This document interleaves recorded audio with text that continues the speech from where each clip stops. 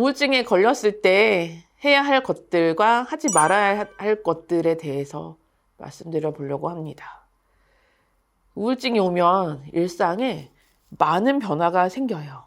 하루를 시작하는 것이 버겁습니다. 아침에 눈을 떴을 때 기분이 가장 안 좋아요.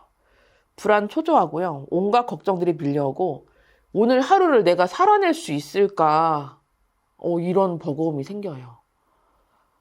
어렵사리 출근은 했는데 동료나 상사가 나를 비난하지는 않을까? 오늘 주어진 일 나 끝까지 못할 것 같아. 이런 불길한 생각이 막 들게 되거든요. 농담처럼 동료가 한마디 건넸는데 거기에도 상처를 받아요. 그리고 그래, 나 형편없는 사람인가 봐. 이런 생각이 들게 됩니다. 만약 이 영상을 보시는 분들 중에서 요즘 내가 그랬는데 나하고 비슷한데? 이런 생각이 드셨다면요. 검색창을 열어서 블루터치 쳐보세요. 그러면은 서울시에서 운영하는 블루터치 홈페이지가 먼저 뜨게 되고요. 다양한 질병의 자가검진 링크가 있거든요. 거기 통해서 내 상태 점검을 해볼 수가 있고 어느 정도 상태인지도 알려줘요. 거기서 보면은 치료적 개입이 필요하다 이런 답이 나온다고 하면요. 여러분은 병원을 한번 방문하시는 걸 고려하셔야 됩니다. 그래서 이제 아무래도 우울증인 것 같아서 병원 진료를 시작을 하고 약을 복용을 시작을 했는데 이제 약을 먹다 보면 이제 일상생활에 질문이 생기죠. 오늘 술 약속이 있고 회식이 있는데 오늘 술 먹고 와서 약을 먹어도 되나? 말아야 되나? 그리고 평소에 먹던 영양제가 있는데 이거를 먹어도 되나? 말아야 되나? 먹으면 안 되나? 오늘 목이 아파갖고 이비인후과에 갔더니 항생 처방을 받았다. 근데 이 항생제를 먹어도 되나 말아야 되나? 이런 궁금한 점들이 많이 생기실 겁니다. 간략하게 알려드릴게요. 해야 되는 것과 하지 말아야 할 것들이 있는데요. 술을 마신 날에는 저녁이나 자기 전에 처방된 약을 드시지 않아야 돼요.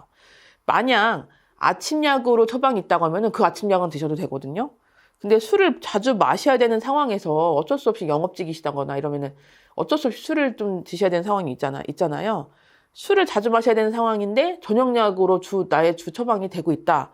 그러면은 선생님한테 아침약으로 처방을 해달라고, 내가 어쩔 수 없이 술을 자주 마시는 상황이 많다고 이렇게 하시면 좋겠습니다. 이유는요. 술하고 약하고 같이 드시면요. 어떤 분은 간 수치가 높아져서 그런 거 아니냐 하시는데 술 자체로 원래 간 수치가 높아지고요. 같이 먹는다고 간 수치가 높아지는 게 아니라 술하고 약을 같이 드셨을 때 서로 상승작용, 상호작용 같은 게 일어나서요. 원치 않는 약의 부작용이 나타날 수가 있어요.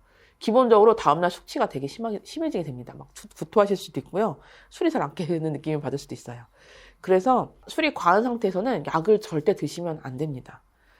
근데 우리는 우울증 치료 중이잖아요. 치료가 사실은 우선이죠. 술보다는.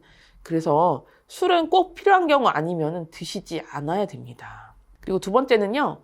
평소에 드시던 영양제가 있을 텐데요. 영양제는 모두 다 드셔도 됩니다. 건강기능식품이라고 되어 있는 영양제는 다 드셔도 되는데요. 단지 한약은 드시지 않으셔야 됩니다. 안 드시는 것이 좋겠습니다.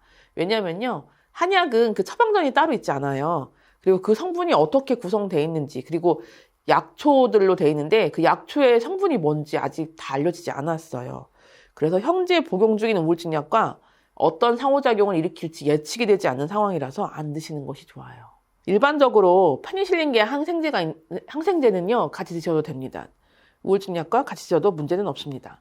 단 피부과나 산부인과에서 그 무슨 코나졸로 끝나는 항진균제가 있거든요. 무좀일 때 처방받는.